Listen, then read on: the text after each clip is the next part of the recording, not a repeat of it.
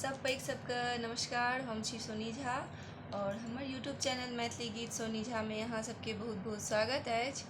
तऽ आउ सुनल जाय ई एकटा बरहमासा गीत जे कि हम अहाँ सबके बीच में लऽ कऽ उपस्थित छी।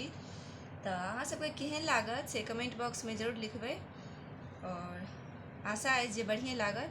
तऽ आउ सुनल जाय ई बरहमासा गीत। जेठ अखाढ़ केरा नदिया उमरि गेल, जेठ अखाढ़ केरा नदिया उमरि गेल। कैसे भरब जल धीरे रे कन्हैया बीनू, कैसे भरब जल धीरे रे मोहन बीनू। जेठ अखाढ़ केरा नदिया उमरि गेल, जेठ अखाढ़ केरा नदिया उमरि गेल। कैसे भरब जल धीरे रे मोहन बीनू, कैसे भरब जल धीरे रे कन्हैया बीनू, कैसे भरब जल धीरे रे कन्हैया बीनू। साओन है सखी सर्व सुहावन, साओन है सखी सर्व सुहावन। भादव में लागै छै भयावन रे कन्हैया बीनू, भादव में लागै छै भयावन रे कन्हैया बीनू। आसिन है सखी आशा लगाओल, आसिन है सखी आशा लगाओल। कार्तिक में खेलब दिवाली रे कन्हैया बीनू, कार्तिक में खेलबै दिवाली रे कन्हैया बीनू।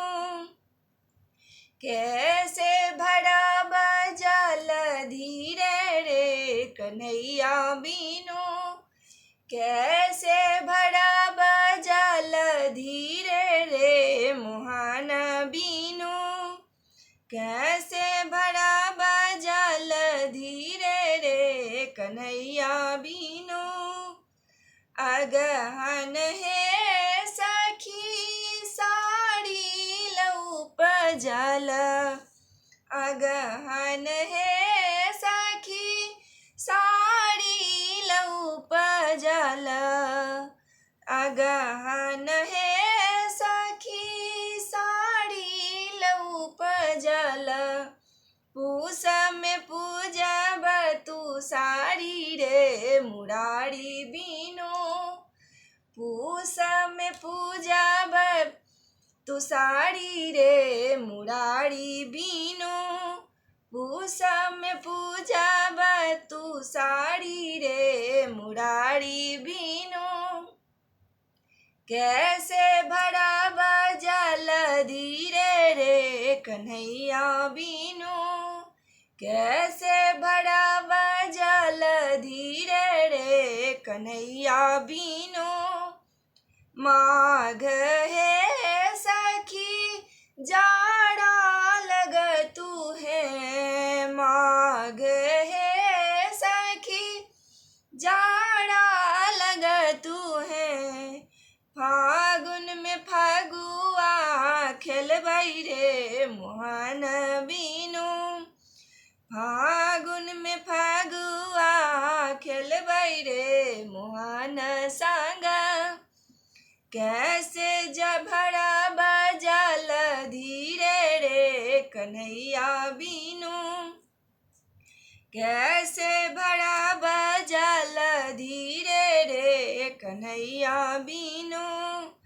चैत है सखी चित भेल चंचल, चंचल चैत हे सखी चित भेल चंचल बैसख में बेनिया डोले बैरे कन्हैया बीनू बैसख में बेनिया डोले बैरे कन्हैया बीनू कैसे भरा बजल धीरे रे कन्हैया बीनू कैसे भरा बजल धीरे रे मोहन बीनू कैसे भरा बजल धीरे रे मोहन बीनू। तो फिर से सब गोटा के नमस्कार। और ई बारहमासा गीत अहाँ सबके केहन लागल एकरा बटगबनी सेहो कहल जाइ छै। तो अहाँ सब ई गीत जरूर सुनबै और हमर FB पेज पर में सेहो सुनबै और हमर यूट्यूब चैनल के बेसी से बेसी सब गोटा सब्सक्राइब करब जे सब हमरा नया देख रहल छी और जे पहले से सब्सक्राइब केने छी उनका सबके बहुत बहुत धन्यवाद। नमस्कार, जय मिथिला, जय मैथिली। हमर नेक्स्ट वीडियो फिर आयत ए बीच में, तक लेल अहाँ सब इंतजार करब, कतौ जायब नहीं चैनल के छोड़ कऽ। और वीडियो के एंड तक जरूर अहाँ सब फुल वॉच करबै। Bye by.